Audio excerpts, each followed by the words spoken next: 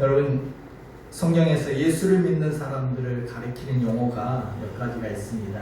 예수를 가리키는 용어가 나오는데 대표적으로 4가지의 단어가 있습니다. 그리스도인, 크리스천이라고 그러죠.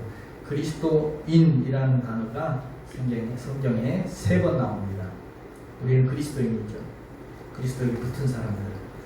그런가 하면 두 번째로 예수 믿는 사람을 가리키는 용어는 믿는 자라는 단어, 신자, 믿는 자라는 말이 성경에 27번 나옵니다.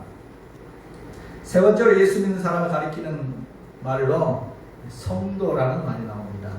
거룩한 무리, 구별된 자, 이게 44번 나옵니다. 마지막 4번째로 예수 믿는 사람을 가리키는 말로 제자라는 말이 나옵니다.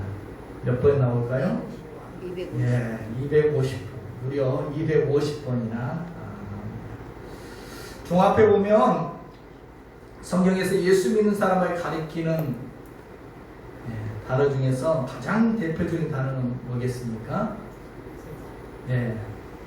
수로 보았을 때 제자라는 단어가 가장 대표적인 단어입니다. 바로 우리가 누구인지, 오늘 저와 여러분이 누구인지, 오늘 우리의 정체성을 가장 잘 표현해 주는 단어가 제자입니다. 우리는 누굽니까? 우리는 예수님의 제자입니다. 제자. 그 말로 의하면 오늘 우리는 예수님의 제자다. 그 말은 다시 말하면 예수를 따르는 자, 예수를 배우는 자, 예수를 닮아가는 자, 예수의 마음을 품고 이 세상을 살아가는 작은 예수들이 오늘 우리 저와 여러분이 라는 것입니다. 자, 오늘 본문이 바로 우리가 예수님의 제자로서, 예수를 따르는 제자로서 바로 우리가 따르는 예수님이 어떤 분이시고 그분이 어떤 마음을 가지고 계신 분이신지를 오늘 본문은 잘 가르쳐주고 있습니다. 어찌 보면 빌립보서에서 가장 중요한 대목이라고도 여겨집니다. 여러분, 우리가 지금 계속 빌립보서를 보고 있는데 바울이 왜 빌립보서를 썼을까? 그 옥중에서, 그 감옥에서 빌립보 교회를 향해서 편지를 썼는데 왜 이 빌립보서라는 옥중 썼을 이 편지를 쓰게 되었을까? 그 이유를 크게 2가지로 볼 수 있습니다. 첫 번째 이유는 외부적인 요인이었습니다. 로마의 박해가 시작된 거죠. 로마 황제가 황제를 숭배하는 정책을 펼치기 시작하면서 다른 신들을 섬기지 못하도록 종교 박해를 시작합니다. 종교 포교를 금지시킵니다.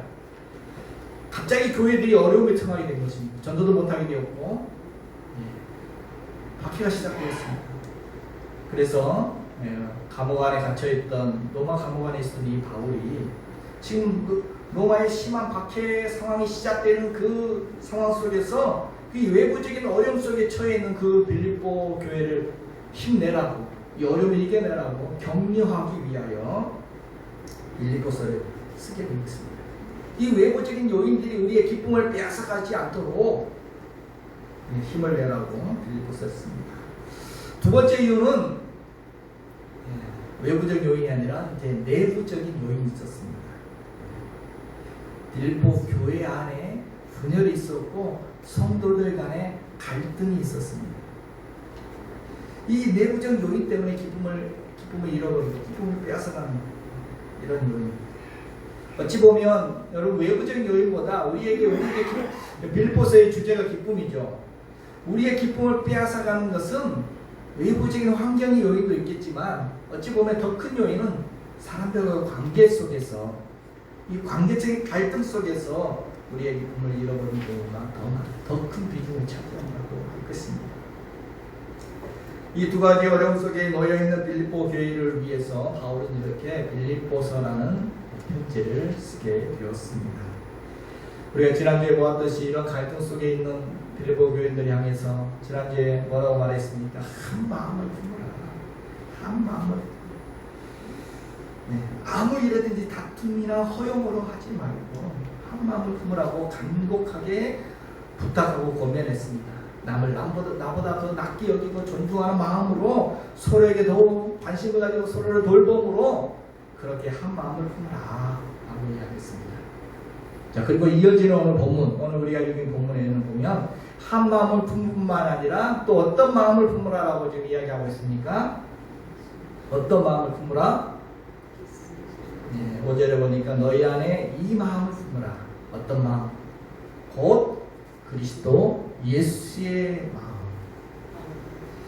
어려운 단어 하나도 없죠? 어떤 마음 품으라? 예수 그리스도의 주님의 마음, 예수님의 마음을 너희가 품으라. 이게 바로 갈등을 해결하고 한 마음 될 수 있는 비결이라는 영적인 원리를 가르쳐주고 있습니다. 예수님의 마음을 품으라.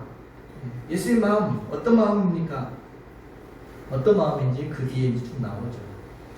여러분, 예수님의 마음이 어떤 마음인지, 예수님의 마음은 어디를 향하고 있는지 본문에 이야기해 주고 있습니다.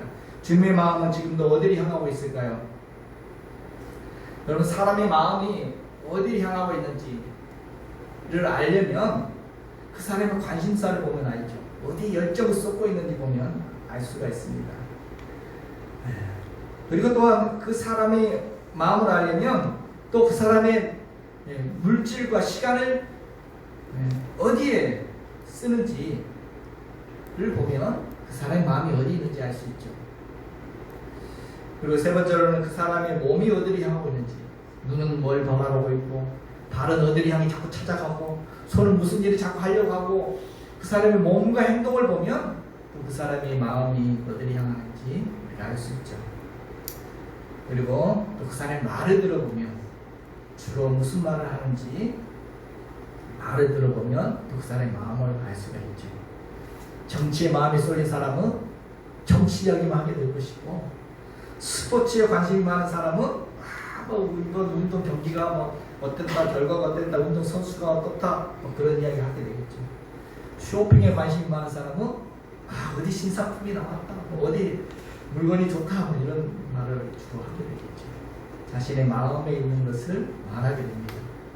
자신이 관심 있는 분야는 치리티도로 이야기하고 밤새 이야기하고 해도 지치지를 않습니다. 자, 이런 관점에서 볼 때 주님의 마음은 어디에 있습니까? 여러분, 성경에 보면 주님은 시간을 어디에 많이 보냅니까? 주님의 시간, 예수님의 시간. 예수님은 주로 사람들을 가르치고 사람들을 치료하고 교육하고 이런 데 시간을 많이 투자하고 계시죠. 병든 사람을 고치고 회복합니다. 사람들에게 많은 시간을 보내고 있습니다. 그런 가운데 주님의 몸은 어디로 향합니까? 늘 주님의 몸은 사람들과 함께 계셨죠.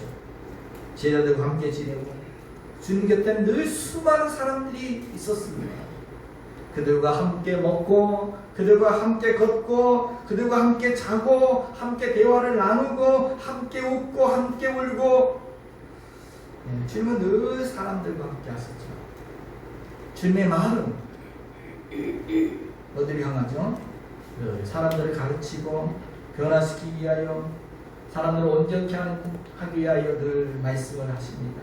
사람을 살리는 말, 위로하는 말, 격려하는 말, 소망을 주는 말, 축복하는 말, 힘을 주는 말들, 늘 주님의 입에서는 이런 말들이 가득하겠습니다. 주님의 마음이 어디 있는 겁니까? 주님의 마음이 어디를 향하고 있는 겁니까? 주님의 마음은 항상 사람을 향하고 있어요. 우리 쉽게 볼 수가 있습니다. 주님의 관심은 돈이 아니었습니다. 주님의 관심사는, 주님의 마음은 명예가 아닙니다. 정치에 관심이 있는 게 아닙니다. 어떻게 하면 로마로부터 이스라엘 민족을 해방할까? 여기에 관심이 있었던 것도 아니었습니다. 주님의 관심은, 주님의 마음은 항상 바로 사람을 향하고 있었습니다. 그래서 오늘 본문에 뭐라고 이야기합니까? 오늘 6절, 8절을 보면, 그런 근본 하나님의 본체 신앙, 오히려 자기를 비워 종의 형체를 가지사 사람과 같이 되셨고 사람의 모양으로 나타나셨다. 주님은, 예수님은 하나님의 본체이셨는데 자기를 비워서 사람이 되셨다는 것입니다. 사람의 모양으로 나타나셨다. 성육신하셨다. 하늘 보좌를 버리시고 사람을 찾아오셨다. 계속 사람 그 반복하며 이야기합니다. 주님의 마음, 사람을 향하고 있습니다. 오늘 우리가 품어야 할 예수님의 마음, 그 마음은 지금도 사람을 향하고 있습니다. 주님은 사람에 관심이 있고 사람에게 온 마음을 쏟으셨습니다. 왜요? 그만큼 주님은 사람을 사랑하셨기 때문에. 왜요? 주님은 그만큼 사람을, 한 사람 한 사람을 귀하게, 소중하게 여기시기 때문에. 가끔 우리는 이런 질문을 던질 때가 있습니다. 하나님이 과연 나에게 관심이 있으실까? 혹시 하나님이 나를 잊어버리지는 않으셨나? 요즘 보니까 하나님이 나를 잊으신 것 같아. 나에 관심 별로 없으신 것 같아. 나를 외면하신 것 같아. 여러분 그렇습니까? 아닙니다. 하나님의 눈은, 주님의 눈은, 예수님의 눈은 지금도 내가 서 있는 이곳을 향하고 있습니다. 눈을 떼지 않고 계십니다. 주님의 귀는 지금도 우리의 세미한 음성에, 우리의 기도에 귀를 기울이시고 계십니다. 주님의 얼굴은 지금도 바로 여기, 지금 여기 성립교회 예배드리는 이 현장, 지금 우리가 있는 이곳을 주님의 얼굴이 향하고 있는 줄로 믿습니다. 마치 엄마의 눈이 아이를 안고 아이를 젖먹이면서도 가슴에 안고 젖먹이면서도 그 사랑의 눈길로 아이와 눈을 맞추고 있는 것처럼, 그 사랑의 눈길로 내려다보고 있는 것처럼 주님은 그런 관심의 눈길로, 사랑의 눈길로 지금도 우리를 보고 계십니다. 한번 주님의 눈과 눈을 마주쳐 보십시오. 주님의 사랑이 느껴질 것입니다. 주님의 관심이 느껴질 것입니다. 에브라임은 나의 사랑하는 아들, 내 기뻐하는 자식이 아니냐? 그러므로 그를 위하여 내 창자가 들끓으니 내가 반드시 그를 불쌍히 여기리라. 여호와의 말씀입니다. 오늘 우리의 이름을 부르며 말씀하십니다. 주님의 마음이 어떠하신지, 우리를 향한 주님의 마음은 창자가 들끓고 애간장이 다 터도록 그런 사랑의 마음임을 우리에게 알려주십니다. 여러분 누가복음 8장에 보면 예수님이 거라사 지방에 가서 군대 귀신 들렸던 한 사람을 고치는 이야기가 나오죠. 그때 보면 예수님께서 그 한 사람을 고치기 위하여 인근에 있던 2,000마리 돼지들에게 귀신들을 내쫓았죠. 그랬더니 돼지들이 제정신이 아니라 갈릴리 바다로 다 귀신 들려 갈릴리 바다에 들어가 멀선하게 되죠. 예수님의 관점에서 뭐가 더 소중하다는 것입니까? 예수님의 관점에서 보면 돼지 2,000마리보다도 그 한 사람이 더 소중하다는 거죠. 사람들은 그 사람을 향해서 광인이라고 했어요. 광인. 무슨 말이에요? 미친 사람. 사람들은 그를 향해서 저 사람은 광인이다. 미친 사람이다. 그 가치없는 존재로 취급하고 보았지만 주님의 관점에서 보면, 주님의 시선에서는 어떤 대가를 지불하더라도 구원해야 할 소중한 한 영혼이라는 것입니다. 천하보다 귀한 영혼이라는 것입니다. 그렇습니다. 오늘 저와 여러분이 주님의 눈에는, 주님의 마음에는 천하보다 귀한 소중한 한 사람인 줄로 믿습니다. 아멘. 주님의 마음. 저는 예전에 주님의 이런 마음을 잘 몰라가지고 사역할 때 늘 일 중심으로 사역했던 적이 있습니다.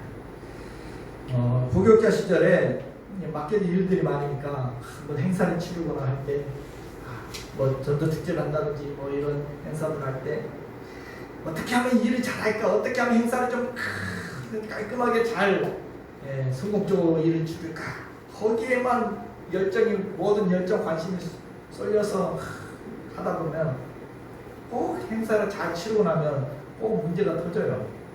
상처받은 사람이 있고, 시험 들었던 사람이 있고, 관계가 삐걱대는 그런 사람들이 나와요. 사람보다 일을 우선시하다 보니까 더 소중한 사람을 잃어버린 일들이 생기는 것을 발견합니다. 뒤늦게 그것을 깨달았습니다. 뭐가 더 중요한지, 뭐가 더 중요한지 그걸 깨달았습니다.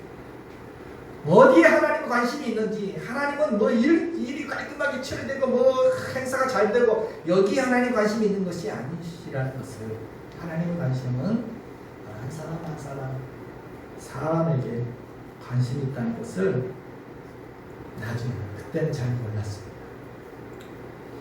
성경의 사도 바울도 젊었을 때는 이것을 잘 몰랐습니다. 사도 바울도 참 일 중심의 사람이었죠. 사도행전을 보면 그가 2차 전도 여행을 떠날 때 바나바와 심하게 다투는 사건이 벌어지죠. 2차 전도 여행을, 선교 여행을 떠나려고 하는데 이 청년 마가라는 사람을 데리고 갈 것인가 말 것인가 이것 때문에 다툼이 일어납니다. 이 마가라는 이 청년은 바나바에게는 조카였어요. 조카. 그래서 바나바가 이 청년 다시 데려가자라고 이야기합니다. 그런데 이 마가는 1차 전도 그 전에 1차 선교 여행을 같이 데려갔다가 좀 힘들다고 도중에 집으로 돌아가 버린 사람입니다. 그런데 이 바나바가 다시 마가를 데려와서 이번 2차 선교 여행에도 다시 한번 내려가자. 이 청년이 지난번에는 좀 심성이 약하고 좀 부잣집 아들이다 보니까 좀 힘드니까 중도에 좀 탈락했는데 이번에는 분명히 잘 할 거다. 한 번 더 기회를 주자. 그랬는데 바울은 어떻게 하죠? 단칼에 잘라버리죠. 안 됩니다. 그것은 사실 바나바는 바울에게 있어서 정말 스승과 같은 그런 선배인데 바나바에게 단칼에 왜 안 된다는 겁니까? 저 사람 데려갔다가 또 일 망칩니다. 이거죠. 이것 때문에 결국 바나바와 바울이 갈라서게 되어지죠. 따로따로 선교 여행을 가게 되어집니다. 자, 이렇게 일 중심의 사람보다는 일이 중요했던 이 바울이 나중에 보면 어떻게 바뀝니까? 나중에는 정말 사람 중심의 일보다는 사람을 중요하는 사람으로 바뀌죠. 고린도후서 2장에 보면 단적인 예가 나옵니다. 고린도후서 2장 10절 13절 한번 볼까요? 내가 그리스도의 복음을 위하여 드로아의 이름에 주 안에서 문이 내게 열렸으되 내가 내 형제 디도를 만나지 못함으로 내 심령이 편하지 못하여 그들을 작별하고 마게도냐로 갑니다. 무슨 말입니까? 사도 바울이 드로아에 가보니까 전도하는 상황이 너무 상황이 좋은 겁니다. 문이 열려, 전도문이 활짝 열려 있어요. 여기 전도만 하면 막 되겠는 거예요. 전도문이 활짝 열려 있었습니다. 그런데 어떻게 했다는 겁니까? 전도문이 활짝 열려 있으면 뭐 해야 돼요? 빨리 전도해야죠. 빨리 일해야죠. 여건이 되어 있으니까. 그런데 참 이상하게 바울이 그것에서는 일을 안 했다는 겁니다. 그냥 작별하고 마게도냐로 떠났다는 겁니다. 왜요?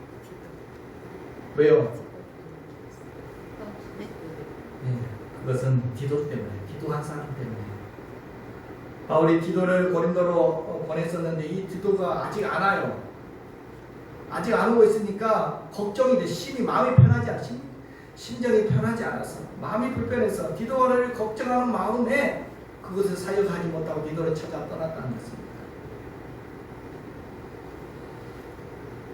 많이 변했죠. 한 사람 때문에. 일 중심의 사람이었던 사람이 이제는 한 사람이 얼마나 소중한지를 아는 그런 사람이 되었다는 것입니다. 젊어서는 일이 우선이었던 이 바울이 시간이 흐르면서, 세월이 흐르면서 이제 깨달았습니다. 일도 중요하지만 더 중요한 것이 사람이구나 라는 것을 깨닫게 되었다는 것입니다. 여러분, 그렇습니다. 우리 주님은 일이 중요한 게 아닙니다. 우리 주님의 관심은 늘 사람에게 있었습니다. 늘 사람을 찾는, 늘 사람을 새롭게 하고, 늘 사람에게 열정과 사랑을, 시간을 다 쏟아 부으셨습니다. 일보다도, 물질보다도 사람을 소중히 여기시고, 사람을 사랑하시고, 사람의 관심과 열정을 쏟으신 분이 우리 주님이십니다. 이게 바로 주님의 마음입니다. 지금도 주님의 눈은 사람을 바라보시고 주님의 귀는 사람에게 귀를 기울이고 계신 줄 믿습니다. 이런 찬양이 있죠. 하나님 사랑의 눈으로 너를 어느 때나 바라보시고 하나님 인자한 귀로 주옵소서. 언제나 너에게 기울이시니 어둠의 밝은 빛을 비춰주시고 너의 작은 시름에도 응답하시니 나는 어느 곳에 있든지 주를 바라고 주만 바라보지라. 주님은 지금도 관심 있게 우리를 바라보시고 귀를 기울이시고 작은 시험의 음성도 들으시고 응답하시는 주님, 사람에게 관심을 가지시고 사람에게 마음을 향하시는 우리 주님이신 줄로 믿습니다. 또 오늘 본문을 보면 주님의 마음은 어디를 향하고 있음을 알 수 있습니까? 주님의 마음은 지금 낮고 낮은 곳을 향하고 있다는 것을 발견할 수가 있습니다. 다시 본문을 보면 그는 근본 하나님의 본체시나 하나님과 동등됨을 취할 것으로 여기지 아니하시고 오히려 자기를 비워 종의 형체를 가지사 사람들과 같이 되셨고 자기를 낮추시고 죽기까지 복종하셨으니 곧 십자가에 죽으시니라. 오늘 이 말을 쉽게 설명하면 예수님은 하나님의 본체이셨는데 하나님과 동등한 분이셨는데 하나님으로서 누려야 될 그 모든 특권을 다 포기하고 자기를 낮추셔서 사람의 자리까지 내려가셨다. 종의 자리까지 내려가셔서 우리를 그렇게 섬기기 위하여 종으로서 섬기려고 우리를 찾아오셨다. 그리고 십자가의 자리까지 내려가셨다. 바로 그 뜻입니다. 천국에 사시던 그 거룩하신 하나님이 그 높은 보좌를 다 버리시고 낮고 천한 이 땅에 찾아오셨다는 것입니다. 찬송가 가사도 그런 가사 있지 않습니까? 저 높고 높은 별을 넘어 이 낮고 낮은 땅이에요. 이렇게 땅에 완전 떨어지 추락하듯이 이렇게 내려오신 분이 우리 주님이십니다. 그렇게 자기를 낮추신 주님은 급기야 어디까지 내려가세요? 어디까지 내려갔다고 이야기합니까? 자기를 낮추시고 죽기까지 복종하셨습니다. 십자가의 죽음의 자리까지 내려가셨다는 것입니다. 사형수의 자리까지 내려가셨습니다. 한마디로 더 내려갈 데가 없을 때까지 완전한 밑바닥까지 내려가셨다는 것입니다. 로마의 신이었던 키케로, 철학자 키케로는 십자가에 대해서 이렇게 이야기합니다. 십자가에 매달린 사람은 1000번에 죽는다. 그 고통이 얼마나 심한지 1000번에 죽는 고통이다라고 이야기했고 또 그렇게 말했습니다. 로마 시민이라면 절대 저런 치욕적인 죽음을 안겨서는 안 된다. 당시 이 십자가형은 로마 시민권이 있는 사람은 무슨 죄를 지었다 할지라도 로마 시민은 십자가형을 취하지 않습니다. 치욕으로 여기기 때문에 노예급에 있는 사람들만 이렇게 십자가형을 다시 말하면 예수님이 십자가를 지었다는 것은 아예 노예의 자리까지 치욕의 자리까지 내려가셨다는 것입니다. 주님은 성육신하심으로 하나님이 누려야 할 그 모든 권리를 포기하셨을 뿐만 아니라 인간이 누려야 할 권리까지도 철저히 포기하신 분이십니다. 인간으로 낮아지셨고 또 인간 중에서도 가장 낮은 사형수 노예의 자리까지 내려가셨던 예수님이십니다. 왜요? 주님의 말씀은 높은 보좌에 있는 것이 아니라 그 낮은 자리에 있는 자들을 섬기기 위하여 이 땅에 오셨기 때문입니다. 그래서 태어났을 때도 궁궐에서 태어난 게 아니라 동방 박사들은 별을 보고 예수님 궁궐에 태어났겠지 왕으로 태어났겠지 하고 왕궁을 찾아가는데 거기 계시지 않았습니다. 예수님 어디에 태어났으세요? 베들레헴이란 작은 시골 마을에 그것도 마구간에 그것도 말 구유에 우리식으로 말하면 금수저로 태어난 것이 아니라 철저히 완전한 흙수저로 태어났다는 것입니다. 초라한 흙수저로. 그리고 어린 시절 어떻게 자라요? 수도 예루살렘에 성장한 것이 아니라 그 총동네 나사렛, 그래서 나사렛 예수다, 총돔 예수다라고 불릴 정도로 그렇게 성장하셨어요. 예수님이 나중에 사역하셨던 누구를 대상으로 사역하세요? 어떤 사람들을 대상으로? 낮은 자리에 있는 가난하고 병들고 외롭고 쓸쓸한 사람들, 수금과 고통이 있는 사람들, 고아와 과부들, 힘없고 무시당하는 사람들, 철저히 낮은 자리에 있는 사람들을 대상으로 사역을 하셨습니다. 그래서 예수님의 별명도 병든 자와 죄인들의 친구다. 예수님의 주 사역지는 가난하고 천대받은 사람들이 모여 살고 있던 그 엄청난 갈릴리 주변이었고, 또 예수님의 제자들도 천하고 가난했던 그 어부들을 제자들로 불러서 늘 그들과 함께 동고동락하셨던 분이 우리 주님이십니다. 마치 부모가 내리사랑을 하듯이, 부모가 더 어리고 힘없고 약한 자녀에게 더 관심을 갖고 더 사랑을 쏟아주는 것처럼, 약하다고 무시하지 않고 도리어 어리고 연약하기 때문에 더 관심을 쏟고 사랑을 주듯이, 하나님의 사랑, 주님의 사랑이 그런 내리사랑이라는 것입니다. 주님의 사랑은 지금도 낮은 곳을 향해 있다는 것입니다.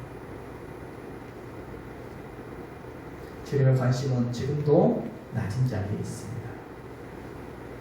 제자들의 관심은 달랐죠. 제자들은 늘 주님과 옆에 있으면서도 제자들의 관심은 늘 높은 곳이었습니다. 주님, 언제까지 이 시골에 계시겠습니까? 빨리 예루살렘에 가서 메시아 되셔야죠. 왕이 되셔야죠. 언제 가실 겁니까? 제자들이 늘 옆에서 예수님께 불만스럽게 이야기했던 것이 그런 이야기였죠. 그리고 이제 예루살렘으로 올라갈 때 제자들이, 우리 중에 누가 크냐? 누가 더 크냐? 예수님이 이제 왕이 되시면 누가 좌편에 우편에 앉을 거냐? 그것 때문에 서로 다툽니다. 예수님 모시기 얼마나 한심해 보이겠어요. 변화산에 올라갔을 때는 제자들도 너무 좋으니까, 주님 여기가 좋사오니 여기서 내려가지 맙시다. 여기 삽시다. 그랬더니 예수님께서는 아니다, 내려가자 하십니다.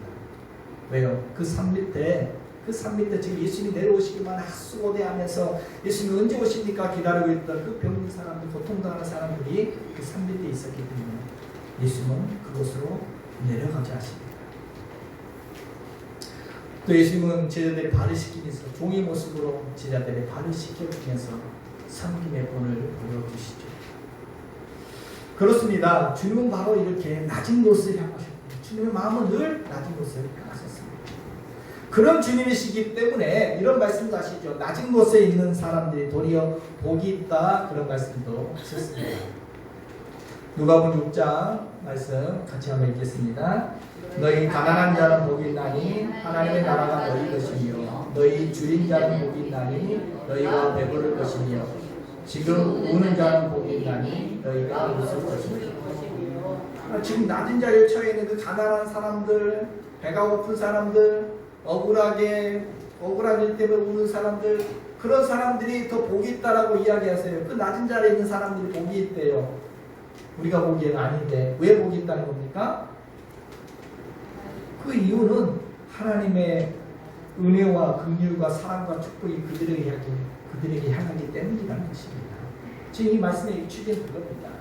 낮은 사람들이 복이 있는 이유는 하나님의 은혜와 긍휼과 사랑이 바로 그 낮은 곳을 흘러가기 때문에 그들이 하나님의 나라를 누리게 될 것이고, 그들이 하나님 주신 것을 배부르게 될 것이고, 그들이 하나님이 다시 웃게 해주실 것이기 때문에, 그렇기 때문에 복이 있다라고 하시고 있습니다. 하나님의 마음이 그들에게, 주님의 마음이 그들을 향하고 있기 때문에. 오늘 우리도 마찬가지인 줄 믿습니다. 여러분, 우리도 때로는 낮은 자리에 있을 때가 있습니다. 우리도 약할 때가 있습니다. 우리도 잘 나갈 때도 있지만 때로는 정말 철저히 실패를 경험할 때도 있고, 힘이 없고 자신의 연약함을 발견할 때도 있고, 부족하고 정말 절망하고 눈물 흘리며 낮은 자리에 처할 때도 있습니다. 그런데 여러분 잊지 마십시오.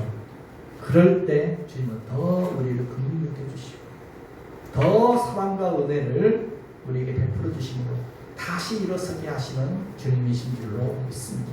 아멘. 여러분, 예수님께서 이렇게 낮은 자리로 내려가셨더니 하나님께서 예수님을 어떻게 하셨다라고 오늘 부분을 이야기합니까? 9절부터 11절 다시 한번 보겠습니다. 이러므로 하나님이 그를 지극히 높여 모든 이름 위에 뛰어난 이름을 주사 하늘에 있는 자들과 땅에 있는 자들과 땅 안에 있는 자들로 모든 무릎을 예수의 이름에 꿇게 하시고 모든 입으로 예수 그리스도를 주라 하시니하여 하나님 아버지께 영광을 돌리게 하셨느니라.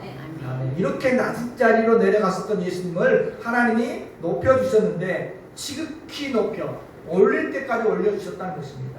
가장 낮은 데로 내려가셨던 주님을 하나님이 가장 높이 올려주셨다는 것입니다. 그래서 모든 사람이 예수의 이름 앞에 다 무릎을 꿇게 만드셨고, 또 사람들이 예수를 뭐라고 부르게 하셨다는 것입니까? 주라 신하, 주님, 나의 주인이라고 부르게 하고 다 그 앞에 무릎 꿇게 하셨다는 것입니다. 완전 반전이죠. 낮은 데로 내려갔더니 하나님이 최고로 높여주셨다는 것입니다. 여러분 그렇습니다. 하나님이 이런 하나님이십니다. 여러분 우리는 자꾸 높아지려고 하는데 우리가 우리를 높이면 높은 자리에 올라가도 늘 불안합니다. 언제 떨어질까 모르니까 그 바늘방석이죠. 사람들의 시기와 질투의 대상이 됩니다. 그런데 하나님이 높여주시면 그것이 바로 진짜 영광인 줄로 믿습니다. 하나님이 나를 높여주실 것이다. 내가 낮은 자리에 가서 섬기고 내가 낮은 자리에 내려간다 할지라도 하나님이 나를 영광되게 높여주실 것이다. 하나님이 높여주심을 기대하는 사람은 스스로 높아지려고 그렇게 교만할 필요가 없는 것입니다. 내가 낮아질수록 내가 낮은 자리에 임할수록 하나님은 우리를 높여주시는 줄로 믿습니다. 그래서 제자들이 자꾸 서로 높아지려고 할 때 예수님이 그들을 향해서 이렇게 말씀하셨습니다. 무릇 자기를 높이는 자는 낮아지고 자기를 낮추는 자는 높아지니라. 하나님께서는 낮추는 자를 높여주신다는 것입니다. 여러분 주님의 마음이 어디를 향하고 있다고요? 네. 예수님의 마음은 바로 지금도 낮은 자리를 향하고 있는 줄로 믿습니다. 힘없고 약하고 병들고 가난하고 절망의 자리 눈물을 흘리는 그런 사람들에게 주님의 마음, 주님의 관심은 쏠려 있고 바로 그들을 향해서 주님의 마음을 쏟고 계신 줄로 믿습니다. 아멘. 오늘로 말하면 지금 수혜 현장에서 지금 모든 것을 잃어버리고 망연자실하고 있는 그 고통의 현장, 그 눈물의 현장에 주님의 마음은 향하고 있는 줄로 믿습니다. 그러므로 오늘 예수님의 제자인 오늘 우리는 어떤 마음을 품어야 할까요? 부귀영화를 품어야 할까요?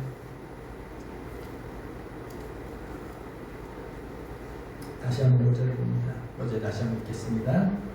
너희 안에 이 마음을 품으라. 곧 그리스도 예수의 마음이니.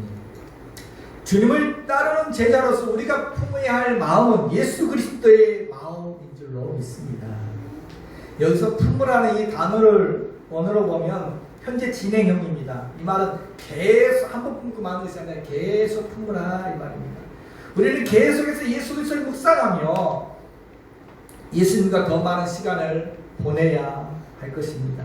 예수님이 어떤 분이신지 늘 묵상하고 예수님이 무슨 말씀을 하셨는지 주님의 말씀을 묵상하고 또 이런 상황 속에서 예수님이라면 어떻게 하셨을까 늘 생각해보고 계속해서 예수님을 생각하고 예수님을 묵상하고 그분의 마음을 생각해보며 그 마음을 내 마음으로 품으려고 늘 애쓰는 사람, 그가 제자죠. 사도 바울은 지금 갈등의 현장에 있는, 갈등과 분열 가운데 있는 빌립보 교회를 향해서, 빌립보 교회가 지금 분열 가운데 있고 성도 간에 갈등이 있다는 그 소식을 듣고 나서 사도 바울은 지금 딴 이야기를 하는 것이 아닙니다. 기본을 이야기하고 있는 것입니다. 기본 예수 그리스도를 이야기하고 있는 것입니다. 예수 그리스도가 성육신 하신 것 그거 생각해라. 예수님이 십자가의 자리까지 내려가셨고 하나님이 다시 부활의 영광을 주셨던 그 의미가 무엇인지 생각해봐라. 거기에 담겨있는 주님의 마음이 어떤 마음인지, 주님의 그 겸손과 그 섬김, 그 사랑이 무엇인지를 다시 한번 묵상해보라라고 강력하게 이야기하고 있는 것입니다. 우리가 주님의 제자라면 우리가 어떤 마음을 품어야 할 것인지 주님의 마음을 품고 살아가야 한다는 것을 강조하고 있는 것입니다. 예수님 우리에게 말씀하셨습니다. 나는 마음이 온유하고 겸손하니 나의 멍에를 메고 내게 배우라. 그리하면 너희 마음이 쉼을 얻을 것이다. 주님 마음 어떤 마음이라고? 온유하고 겸손한 마음이시다. 이 마음을 품으면, 예수님의 이 마음을 품는 것은 우리의 멍에, 무거운 멍에가 아닙니다. 그 마음을 품으면 우리의 마음에 쉼을 얻게 된다라고 말씀해 주십니다. 예수 그리스도의 마음을 품어야 할 줄로 믿습니다. 아멘. 여러분, 우리 잘못하면 기독교는 마음을 비우는 종교가 아닙니다. 자꾸 잘못된 마음들, 악한 마음들 자꾸 비워야지. 비우고. 여러분, 그런 종교도 있죠. 마음을 자꾸 비우라라고 이야기하는 종교가 있습니다. 그럼 사람 마음 비우기가 비워지나요? 평생 도로 닦아도 마음이 비워지지 않습니다.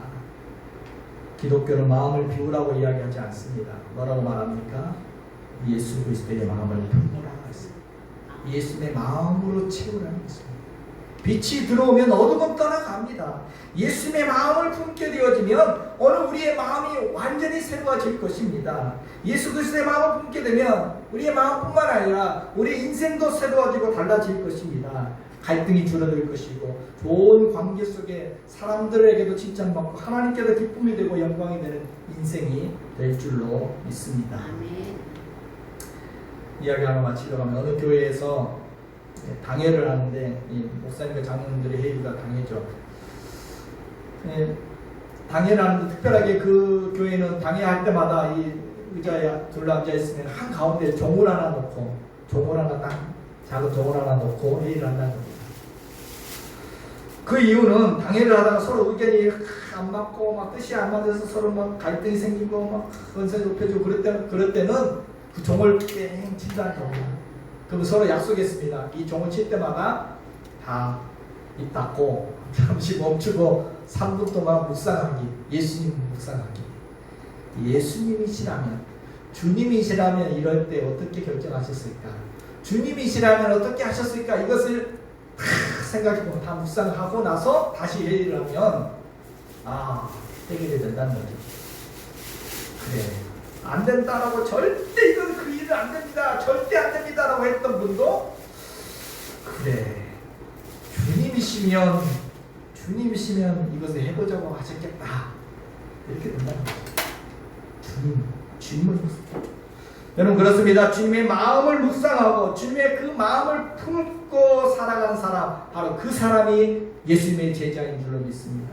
아멘. 바로 주님의 마음을 품으려고 하는 그 교회가 바로 주님의 몸된 교회인 줄로 믿습니다. 아멘. 우리 성립교회가 바로 주님의 마음을 품는 그런, 너희 안에 이 마음 품는 혼자 품는 게 아니라 너희 안에 관계 속에 너와 내 안에 우리의 모임 속에 우리의 공동체 안에 예수 그리스도의 마음을 품으라는 그런 말이죠. 아멘. 히브리서 2장 2절에 말씀하십니다. 믿음의 주요 또 온전케 하시는 이인 예수를 바라보자. 오늘 또 우리를 온전케 하시는 이인 예수 그리스도를 바라보고 그 예수님의 마음, 사람의 관심을 가지고 낮은 곳에 관심을 두시는 그 마음을 품고 살아가는 저와 여러분, 또 우리 성림교회가 될 수 있기를 주님의 이름으로 축복해 드립니다.